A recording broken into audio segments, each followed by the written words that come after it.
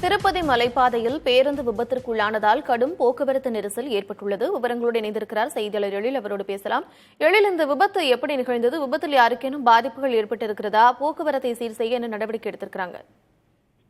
கார்த்திகா, உலக பிரசித்தி பெற்ற திருப்பதி ஏழுமலையான் கோயிலுக்கு இந்தியாவிலிருந்து பல்வேறு மாநிலங்களிலிருந்தும் இரு சக்கர வாகனங்கள், அதே போல 4 சக்கர வாகனங்கள், பேருந்துகள் உள்ளிட்டவைகளில் பயணிகள் பயணம் செய்து சாமி தரிசனம் செய்து வருகிறார்கள். அந்த வகையில் தான் தற்போது அரசு பேருந்து ஒன்று பக்தர்களை ஏற்றி கொண்டு சென்ற போது அலிபிரியிலிருந்து 8வது கிலோமீட்டர் என்ற இடத்தில் சென்ற போது பேருந்து அதன் கட்டுப்பாட்டை இழந்து மலைப்பாதையின் குறுக்கே நின்றது. இதனால் விபத்து ஏற்பட்டது. இந்த விபத்தில் 10க்கும் மேற்பட்டோருக்கு லேசான காயம் ஏற்பட்டதால் இந்த விபத்து, அதாவது பேருந்து முழுவதுமாக திரும்பி நின்றதால் நல்வாய்ப்பாக பெரிய அளவில் ஏதோ சேதம் ஏற்படாமல் 10க்கும் மேற்பட்டோருக்கு லேசான காயம் ஏற்பட்டது. உடனடியாக திருப்பதி தேவஸ்தான ஊழியர்களுக்கு தகவல் தெரிவிக்கப்பட்டதை அடுத்து அவர்கள் அங்கிருந்து மீட்டு திருமலையில் உள்ள அஸ்வினி மருத்துவமனையில் முதலுதவி சிகிச்சை அளிக்கப்பட்டு வருகிறது. அதே போல இந்த பேருந்து மலைப்பாதையின் குறுக்கே நின்ற காரணத்தால்